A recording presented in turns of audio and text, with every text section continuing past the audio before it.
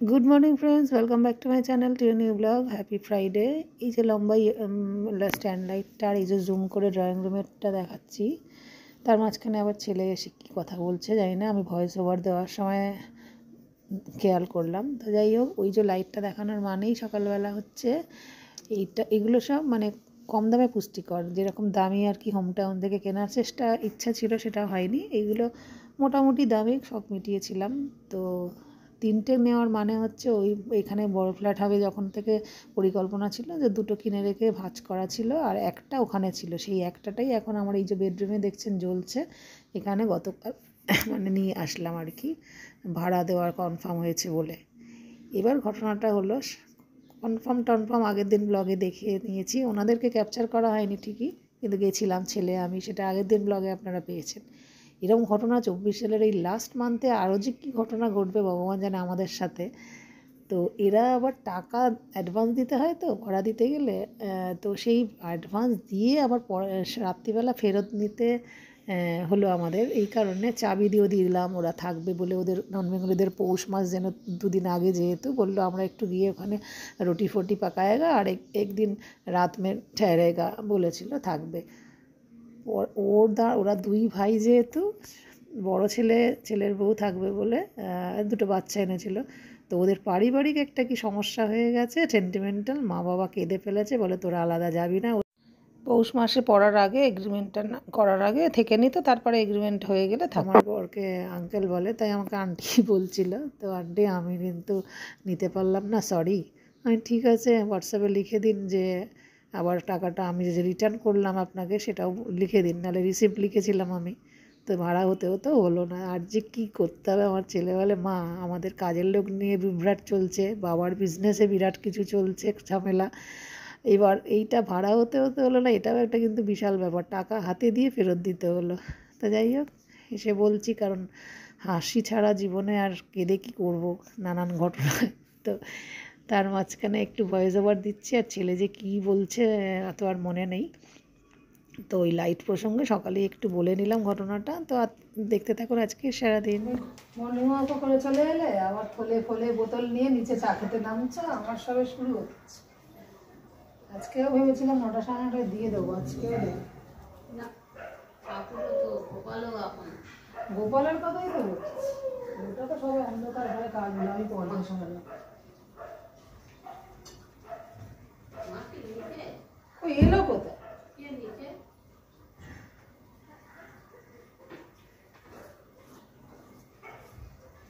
তার তো এসে করে দিয়ে যাওয়ার কথা, আবার যা আসবে বলেছিল, তাই তো বলুন না, বাসনটা করে দিয়ে যাবো ঠাকুরের ঘরটা। হ্যাঁ, ওই কথা ফাইনাল হলো, পয়সাও তো কাল পায়নি, আর ওর কখন আসবে ভগবান।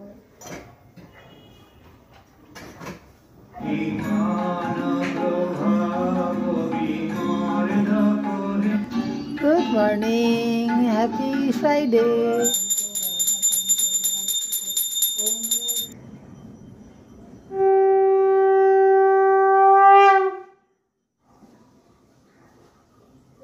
ভোগ লাগলো আবার পাক্কা 10:30।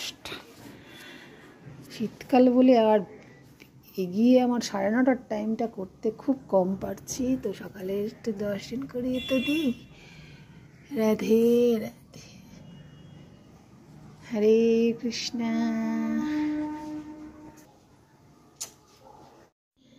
নিচের ফ্লোরে ওই সম্রাণী ধূপটা কমই জ্বালানো হয়, সন্ধেবেলায় শুধু ধূপটা জ্বালাতে আমি অন্তত আসি।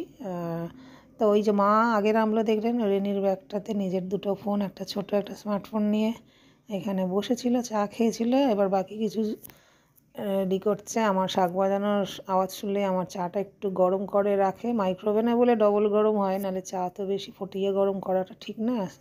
তো এবারে একটু চা খাবো এখন। সেই যে একাদশীতে ফল রাখলাম, কেটে দেওয়া হয়নি, এবারে পড়েই রয়েছে, খায়নি। তোমার আছে কি দিলে, পনির ধোসা, সেটাও মুচমুচে, একটু নেতিয়ে গেছে না, পনিরের টেস্ট পাবে। আমার ভাই প্লেন, সেই মুচমুচে লোভনীয় ব্যাপারটা কেনা খেয়ে আমরা মরে না যাই, কিন্তু ব্যাপারটা হলো ধোসাতে তো অপকার অতটা হয় না বলে নিচ্ছিস, তাই তো তাহলে আমার ছেলে চায় ডায়েট করতে, বাইরের জিনিস খাবো না, রোজই ভাবি, রোজ আর ভাবতে ভাবতে খাওয়াই হয়ে যাচ্ছে। কারণ মা কত করবে, মার ওপর ছাড়তে হচ্ছে, কাজের লোক চলে গেছে, এই বছরের শেষটা অবধিও শাস্তি চলে যাচ্ছে শনির বছরে। ও আমারে বাবা, হঠাৎ করে রেন্ট আসা, হঠাৎ করে গতকাল চলে যাওয়া, আজকেই আবার পৌষ মাস নন বেঙ্গলিদের 2 দিন আগে পড়ে, এদিকে বাঙালিদের সাথে হয় বলে পরশু দিনের আগেই আজকে চাবি দিতে যাওয়া। হঠাৎ আমার কোমর কেন ব্যথা হচ্ছে, টেনশন হয়ে নাকি কিছু বুঝি না। এই আমার পুরো কাজের জন্য, বাকিটা আর খুলে বললাম না। এবার আমার মা করে যাচ্ছে, আমার লাইফটা জানি মানে চিমনির লাইফটা ফুলকপি দিয়ে গাঁদা বোনা করছে। অনিল মিস্ত্রিদাকে নিয়ে দিয়ে গেল মাছ, এইসব চলছে। তার পুরো ব্যস্ত গেছে বিশেষ দরকারে, তেনার বিশেষ দরকার, খালি বাইরে যে আর না বললাম না কোথায় গেছে, এগুলো নিজের জীবনে খালি ঝামেলা ডেকে আনে নিজে, আর নিজেই তখন পাজল হয়ে যায়। আবার আপনার নিয়ে এসেছে আমার বাড়িতে দিয়ে আমাকে পালন করে, আমার একজনে এক বাজে না। হ্যাঁ এই মেয়েটা তো এই আমার পুরোনো মাসিল, পুরোনো ছাড়িয়ে দিয়েছিল, আবার তাকে ডেকে এনেছে। আবার সকালে একটা মেয়ে নতুন এসেছিল, এবার তুমি বলো, তুমি এসছো, সে এসছে, আমি কাকে রাখি আর কাকে ছাড়ি, ওই জন্য ভদ্র হয়ে বলে দিলাম, বাবা তোমার নাম্বার দিয়ে যাও, তখন কাকে প্রয়োজন রাখি। মা কিছু চলছে 24 সালের প্রথম লাস্টটুকু আরো বিচ্ছিরিভাবে চলছে।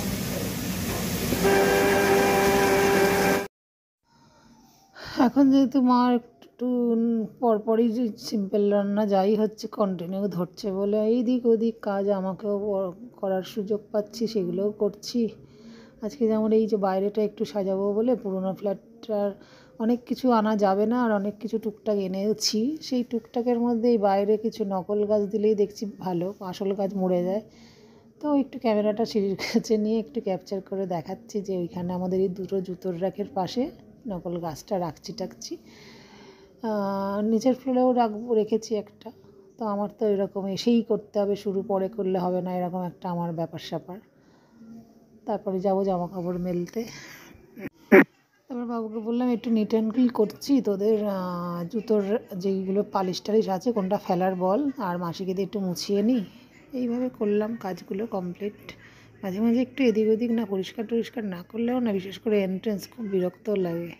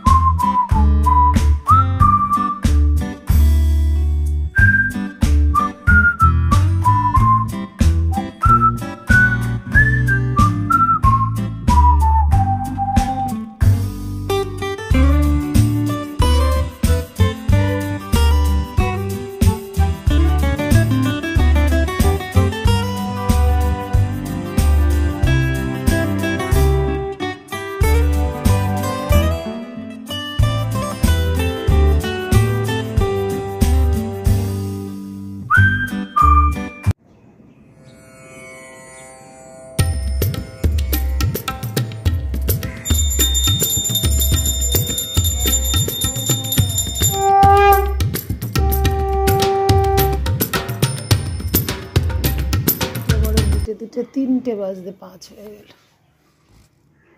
হরে কৃষ্ণা, খেয়ে না গোপু, খুব লেট হচ্ছে, আস্তে আস্তে আবার টাইমে ফিরবো বলছি। শীতকালে এসে গেছে, তার মধ্যে পুরোনো কাজের পুরোনোটা এখন ফিরে আবার আনিয়েছে মিস্টার ব্যস্ত মাসিকে, কিন্তু একদম স্থিত হতে যে একটা পুরোনো লোক ফিরে এসে নতুনের মতন হয়ে গেছে, আবার এত বড় জায়গায় সব কাজ বুঝিয়ে টাইমলি যে এই টাইমে করে চলে যাবে, গোপালের জায়গাটা বা বাসনটা আবার এসে করবে, সব বোঝাতেই বেলা হয়ে যাচ্ছে। আর আসলেও আজকে 11টার পর, নিজে মুছে নিয়ে গোপালের জায়গা 2 দিন ধরে করা হচ্ছে, সেটা বড় কথা না। বড় কথা হচ্ছে ওদিকে বেলায় হলে আবার দুপুরেরটাও বেলা হচ্ছে ভোগ লাগাতে, এবার নিজেরা খাবো ওই 3টে।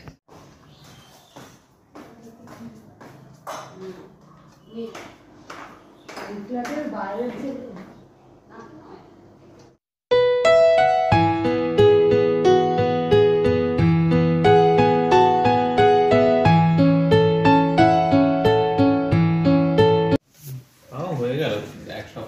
কিসে দিয়েছে, ইউটিউব না ইনস্টাগ্রাম?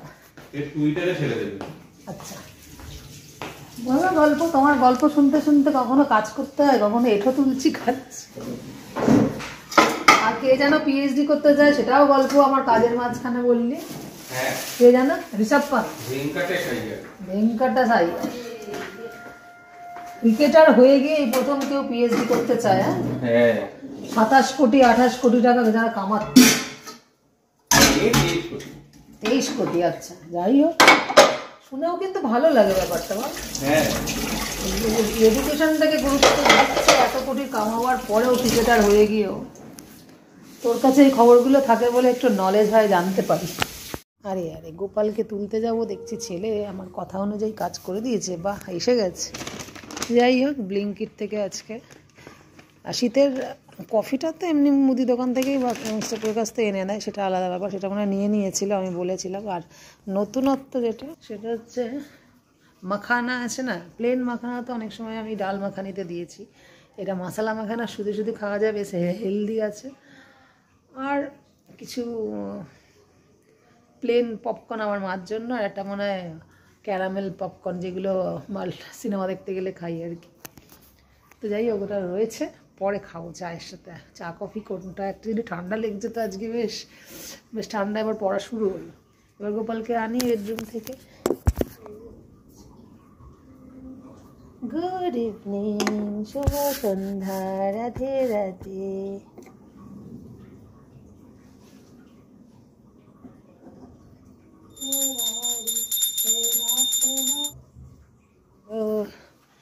হরে কৃষ্ণা, সন্ধ্যেবেলার দর্শন করিয়ে দিই। 7টার ভোগ লাগলো। সন্ধ্যেবেলা দেরি হয়ে যাচ্ছে সব দিক, সকালে উঠতে দেরি হলেই সব দিক দেরি। এবার যাই তুলসী মঞ্চে।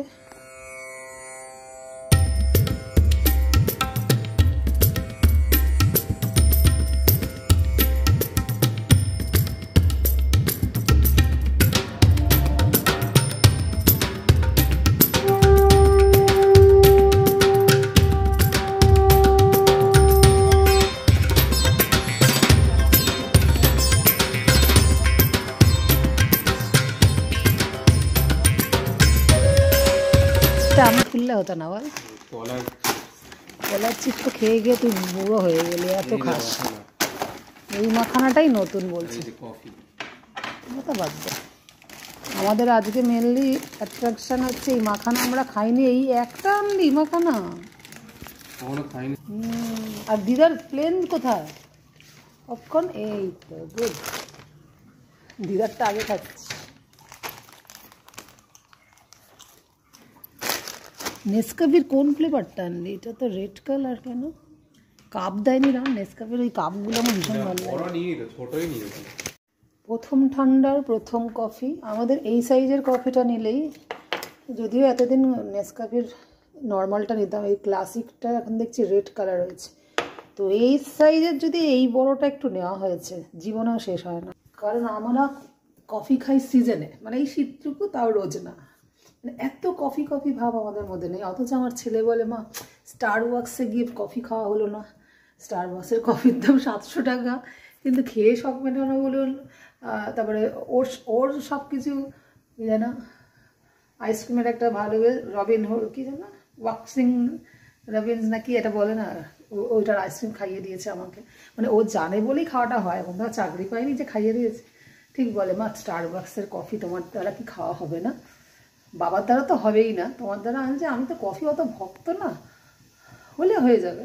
যেমন ঘরের এই কফিটা জাস্ট এলো, তো এই সিজনে এই সাইজটাই আমাদের শেষ হয় না। একবার একটু বড় নিয়েছিলাম, একদম হিট হয়ে গেছে। এর আগেও আমাদের এরকম হতো। যাই হোক, এখন কফি বানাই, মার হচ্ছে চা বানাই।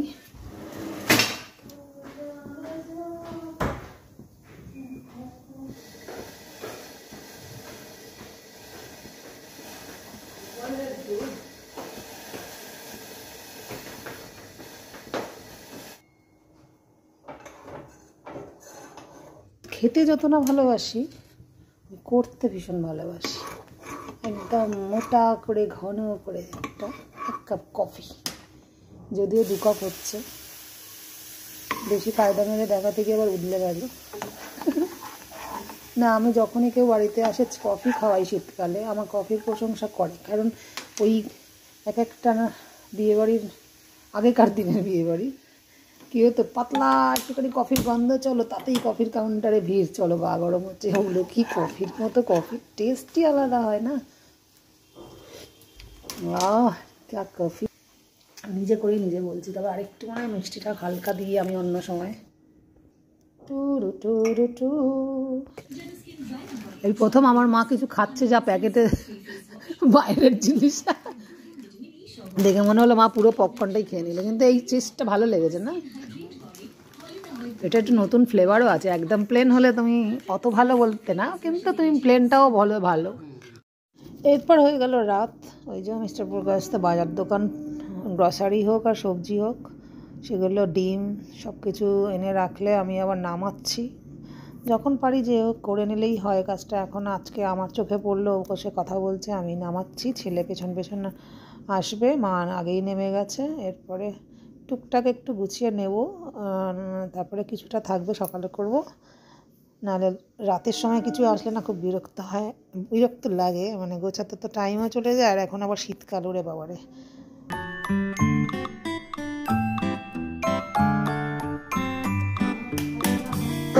ও আমি ভেবেছিলাম মা আগে নেমে গেছিলো, এখন দেখছি মা নামছে, তাই মাকে একটু বকাবকি করলাম, ফ্রি হ্যান্ড নামতে বলি আমি সবসময়।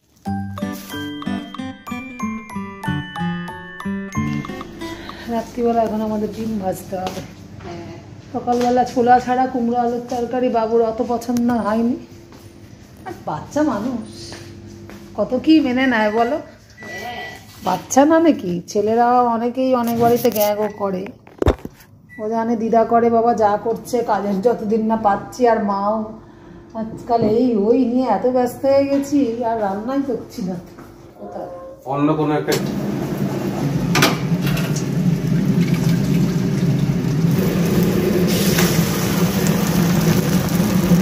ऐसे कैसे लोग होता है ना, देखो हम भी ऐसे খুন্তি তো করে আমার মাকে নিয়ে এলাম ডিমের অমলেট, গরম গরম ধোঁয়া ওঠা অমলেট, আমার মাকে খুশি হয় এটা সবাই। কিন্তু আমাকে রাত্রিবেলা 2টো রুটির সাথে এইটু অল্প ভাত দেবে, তো কি ভুলে যাও সব। আমার ছেলেটা এই সুযোগে আমি খবর দেখা ছেড়ে দিয়েছি, আর ওর খালি রোজ নাটক খেতে বসবে, খেলা চলবে। তো দেখে তো লাভ নেই, বিচার তো হয় না। না সত্যি কথা, নিউজ দেখার একটা ওই চলে গেল, এই অভয়ার জন্য দুঃখে দুঃখে বিচার পায় না কেউ। রোজ সকাল বিকেলে উঠলেই ঘুম চেকে করছিলাম অভয়ের বিচারের জন্য। যাই হোক, বাই দ্য ওয়ে এক কথা বলে তো লাভ নেই। তো আজকের মতো ডিমের অমলেট, কুমড়ো আলু আর মার করা সকালের বড়ি দিয়ে কাটাপোনার ঝোল খাওয়া দিয়ে শেষ করছি। বাবা এত লঙ্কা। দেখা হচ্ছে নেক্সট দিন একটা নতুন ব্লগ নিয়ে। Tata, good night.